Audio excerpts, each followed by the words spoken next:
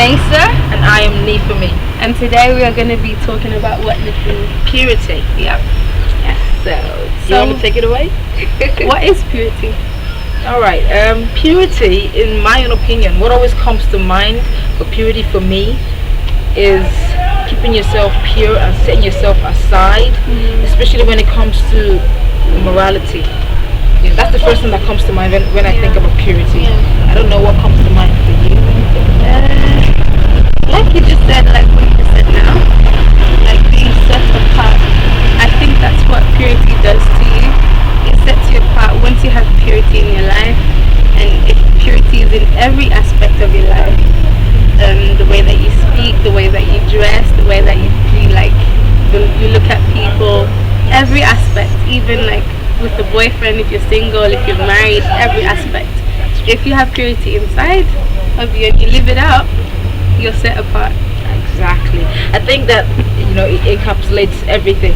It's everything that we do. When you go to work, when you go to church, when you are with your friends, you have to like always catch yourself before you do something wrong or say something wrong. I know sometimes we might be like, oh, but we're friends and we're just talking, but that's where it starts from, you see, because if you can gossip amongst your good friends, then when you get outside, you end up doing the same thing. So I think that it's a discipline. It's like we need to like get that habit of doing that, of being pure in our heart and the words that we say and what we wear.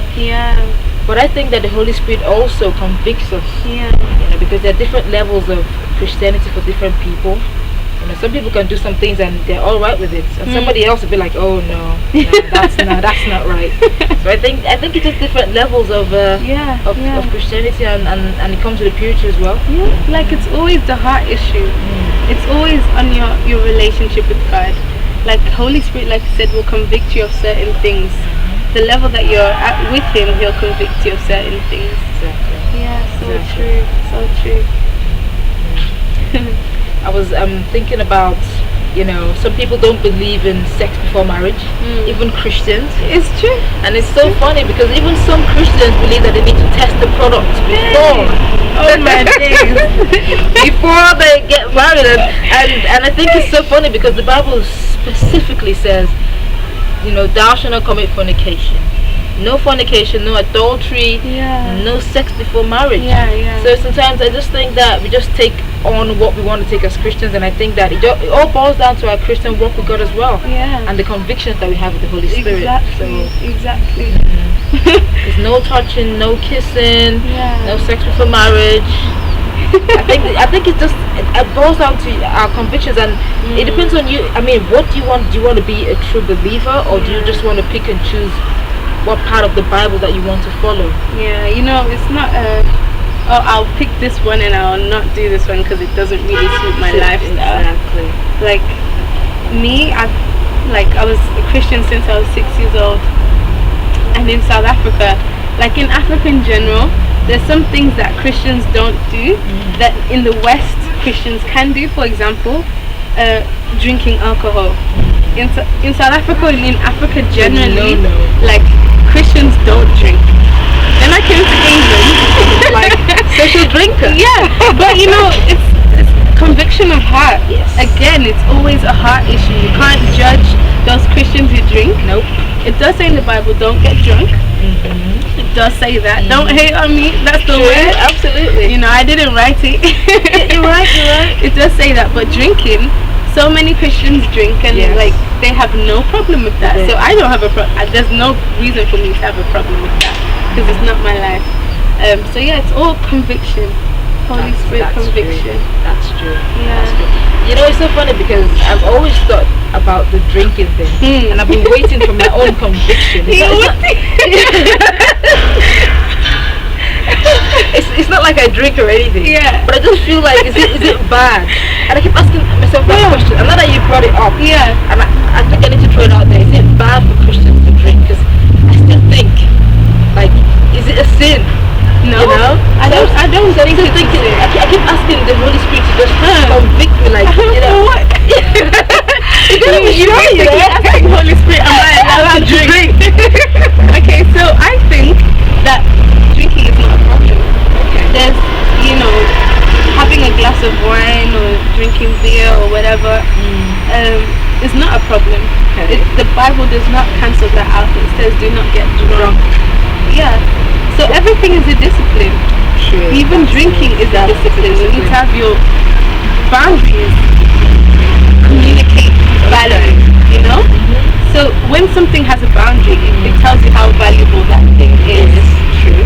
So you need to have boundaries in every aspect of life. Even with drinking. Alright. Even with purity. Well, you heard it here. You know, you heard it here. That quote's actually by Danny Silk from Bethel. So Really? Okay. Yeah. Alright.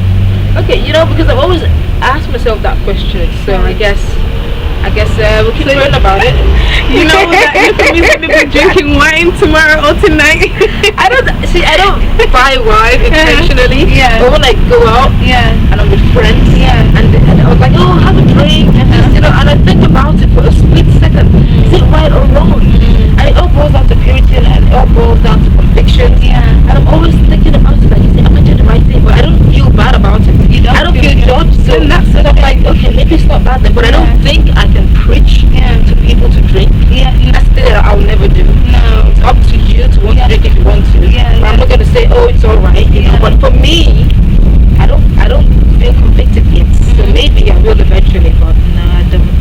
The reason why I don't drink, and the reason why I don't drink, is just because I choose to not do what everybody else does. I just want to be set apart. It's not to say that the people who drink are not set apart. It's because everybody does it, you know. So what's common. making it different? Yeah. True. So that's why. That's another way of looking at it. Yeah. That's why I'm not drinking. That's why I don't drink. Well, that's good. Then. That's that you step aside, because you know a friend told me one time, like 2, 3, 4 years ago, that you know you have to stand for something. If you don't stand for something, you'll fall for anything. Exactly. Yeah. So when she said it, you know, it really clicked, really registered in my heart, and I was like, you know what? She probably didn't know what she said at that point, but it really clicked in my heart, and it's true. You need to stand for something. Yeah. You need to stand for something, and we are standing for purity every day. We are. Every day we're walking, you know, walking towards it and attending for the best and perfection is like that.